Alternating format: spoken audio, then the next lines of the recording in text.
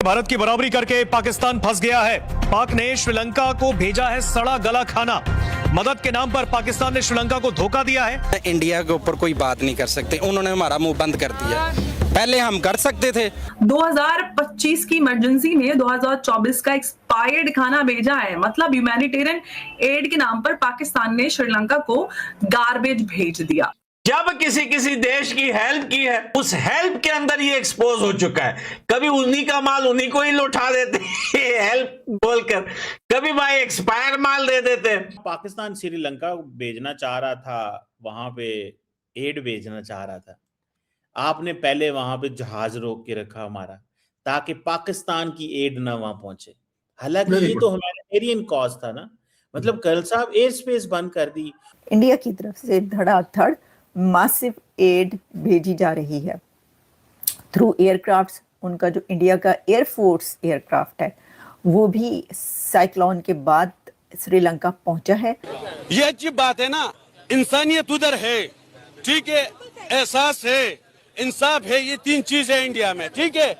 पाकिस्तान में ना, पाकिस्तान में एहसास नहीं है, इंसानियत नहीं है। कि जब अफगानिस्तान की बारी थी और अफगानिस्तान के लिए सामान भारत भेजना चाह रहा था, तब भी पाकिस्तान की तरफ से कोई खास मदद नहीं की गई। लेकिन इसको कहना क्या चाहिए? एड नहीं, एड की आड़ में इसको बेइज्जती करना कहते हैं। आई एम वेरी हैप्पी कि कम से कम कमर चीमा में दम है, एक शर्म है कि वो एड की बात कर रहा है। बहुत अच्छी बात है कि उन्होंने अफगान तालिबान को भी सड़े हुए गंदम भेजे थे। उसका नतीजा क्या हुआ था? तालिबान ने इनको ऐसी लात मारी, आज तक इनकी शक्ल देखने का मौका ही नहीं मिल रहा। कि इंडियन मीडिया ने कहना शुरू कर दिया कि जो सामान पाकिस्तान की तरफ से गया है वो एक्सपायर्ड है।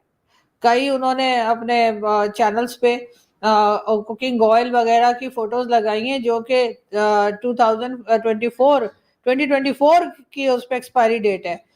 मुझे समझ नहीं आ रही कि मतलब एक तरफ आप हमारी मदद कर रहे हैं वहां तक जाने में, और दूसरी तरफ आप हमारे बारे में ऐसी अंट शंट खबरें ये उड़ा रहे हैं।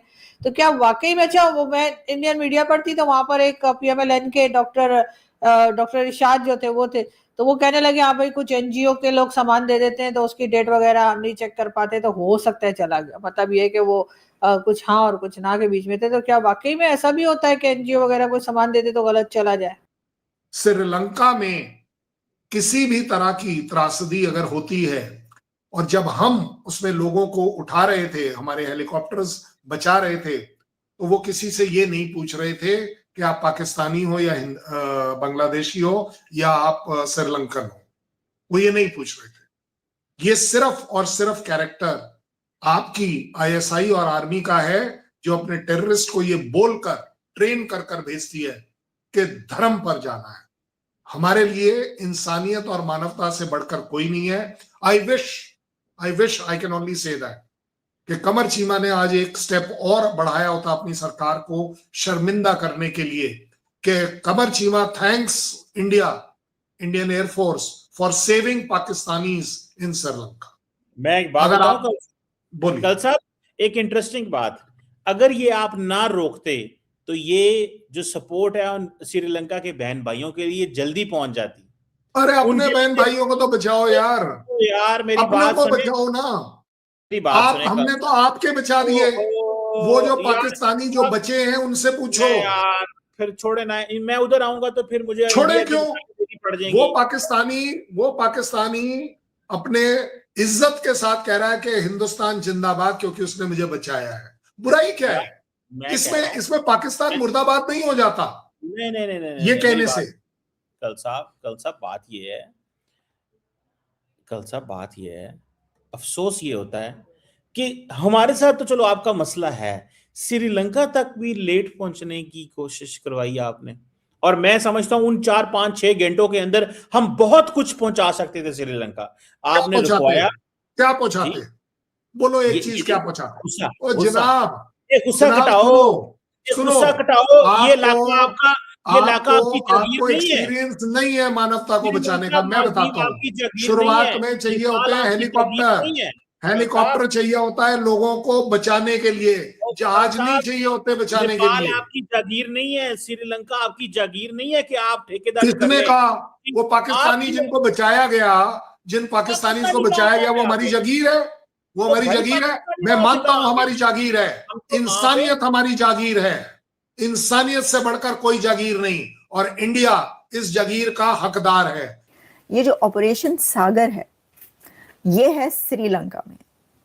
श्रीलंका में साइक्लोन जो आया है उसके लिए, उसके बाद श्रीलंकन्स की मदद करने के लिए, श्रीलंका के लोगों को हेल्प आउट करने के लिए इंडिया की तरफ से धड़ाधड़ मासिव एड भेजी जा रही है थ्रू एयरक्राफ्ट्स। उनका जो इंडिया का एयरफोर्स एयरक्राफ्ट है वो भी साइक्लोन के बाद श्रीलंका पहुंचा है और वहाँ पर जाकर जिन लोगों पे तबाही आई है, जो भी वहाँ पे डिज़ास्टर हुआ है, जो भी वहाँ पर लॉसेस हुए हैं, उनके लिए मदद करने के लिए जो मेडिकल इक्विपमेंट है वो लेकर, जो फूड आइटम्स हैं वहाँ पे लोगों के खाने के लिए वो लेकर, और हर तरह की जो भी एड होती है, एड जो है वो लेकर वहाँ पर एयरफोर्स का उनका एयरक्राफ्ट इंडिया का पहुँचा है श्रीलंका में। उसने की थी और उसमें ये खबर थी कि एयर स्पेस के लिए इंडिया ने परमिशन दे दी है पाकिस्तान को।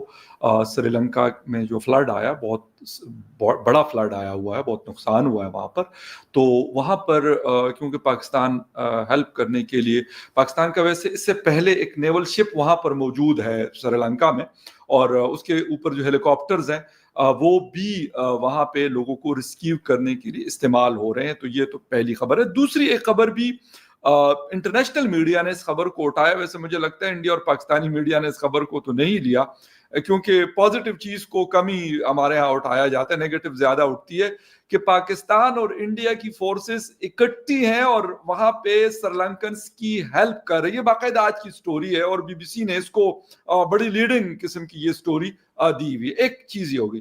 फिर रहा जी मीडिया के हवाले से खबर की बात।